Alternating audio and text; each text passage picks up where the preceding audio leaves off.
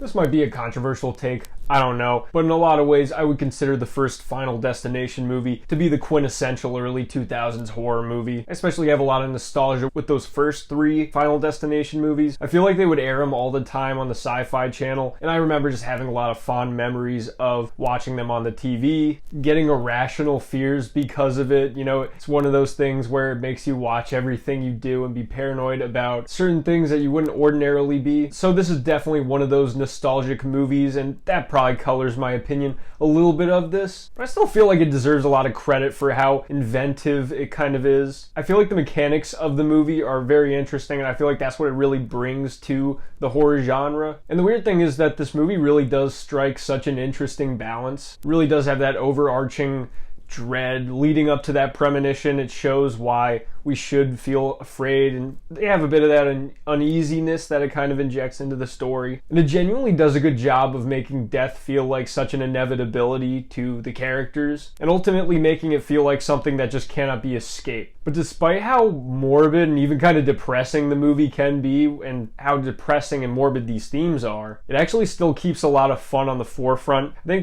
that is what makes these movies so watchable to me, is that although they do have that heaviness to them, they deal with death, obviously, a lot. Death is the overarching, unflinching force that pursues the characters. There's still a lot of fun in these movies. I think that's what makes them so kind of easy to watch. They're all 90 minutes about, so very much putting it in that camp of this is a very fun early 2000s horror movie. And also made it so that it wasn't way too intense for me to experience as a kid. You can tell too in the way that they set up and pay off these kill scenes. They were at least going for a level of absurdity, and that doesn't take away from the tension of these scenes. They very much have that whole thing going on of ratcheting up the tension, kind of building it up. You feel the tightening of the rope and everything that the characters do, every decision that they make, and every obstacle that they have to overcome to evade death. And just them not knowing, I think, really adds to that. That is the balance. That's what I'm talking about when I say that, because it really does even things out when you're dealing with death and these subjects. The fact that we have some of that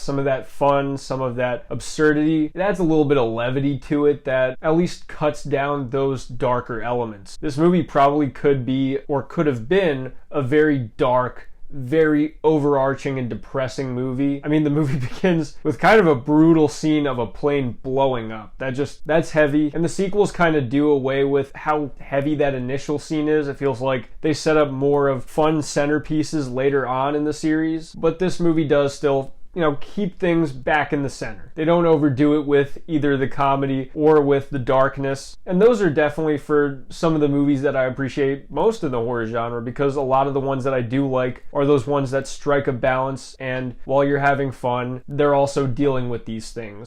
Chucky, Terrifier, the Nightmare on Elm Street movies, Get Out, they have a bit of levity that makes it so that although the themes are very much present and they're not overtaken, there's just a little bit of levity to cut the tension. I also think that this movie has very unmistakable early 2000s charm. You got stars like Seann William Scott, you got Devon Sawa. Those guys are just always fun to watch in anything they're in. I still appreciate, all these years later, seeing Devon Sawa pop up in movies. And then Seann William Scott, although he hasn't really moved past his Stifler role, obviously, he's always just a delight. The American Pie movies are some of my favorites, a staple of the late 90s and early 2000s. So it's good to see him in another kind of role that's atypical for him, but once again, just another familiar face that you'll love to see in an early 2000s movie. But I guess kind of what is a little bit more mixed on this one versus some of the other movies, and it's just that I don't think that the kills are as memorable in this one as they are in later movies. But you also have to remember that this is the one that's establishing this concept, so things are a little bit more bare bones. They're still a bit more basic because this isn't a franchise yet. It's just more of the ultimate delivery of the movie is about providing you this concept rather than getting elaborate with it like the later movies do, because obviously once the later movies come, they have to be more elaborate in order to set themselves apart. This is just the bare concept of it, and it's establishing what kind of becomes the norms of what would become a franchise. So it's a bit more basic. These kills aren't as intricate. I think that the better ones come later. It's just because of that,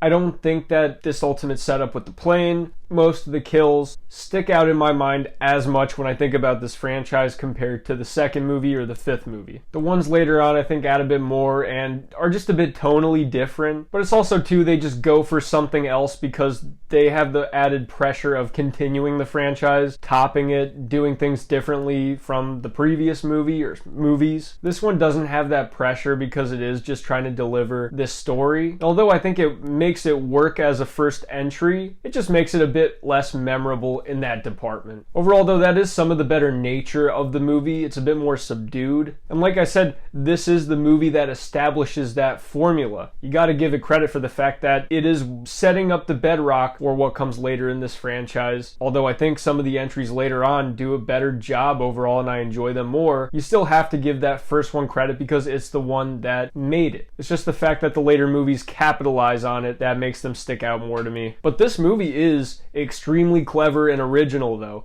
You have to think about it in the context of the early 2000s when they're making this first movie and they come out with it. This movie would have blown me away if I was like 0 or 1. But this movie totally would have blown me away if I saw it in theaters. If I were to go see a movie today with this level of inventiveness, I would love it. I'd be all over it. And I think that this really shows why it had staying power in the first place. Although I know that there is kind of a precedent for this whole kind of, schemish thing of one thing sets up another thing and then other things happen, I forget the name for it, but there is something that pre-established it. I think it was more of a comedic thing, but I still feel like this movie is extremely influential, especially in the horror genre, for using that for horror purposes. Although the style of deaths, kind of the premonition type thing, they're a little similar to The Omen in terms of these accidents. I really think that this is the franchise that made that type of kill scene a thing. Also, to the idea of not having this killer be a physical presence, I think is,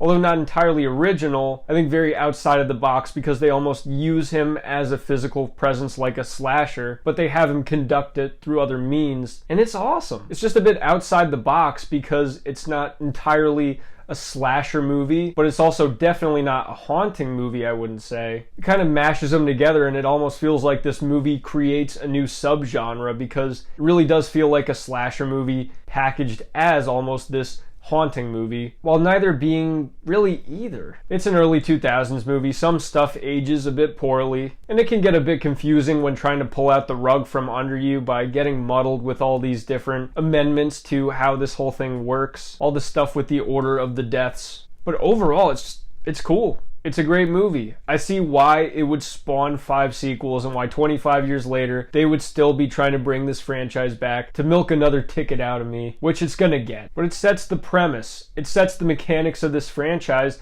and it walks so that the sequels can run. And I'll always give it credit for that. But those are just my thoughts on the first Final Destination movie. Let me know what you guys think in the comment section. I'd love to hear your thoughts. Are you excited for Bloodlines?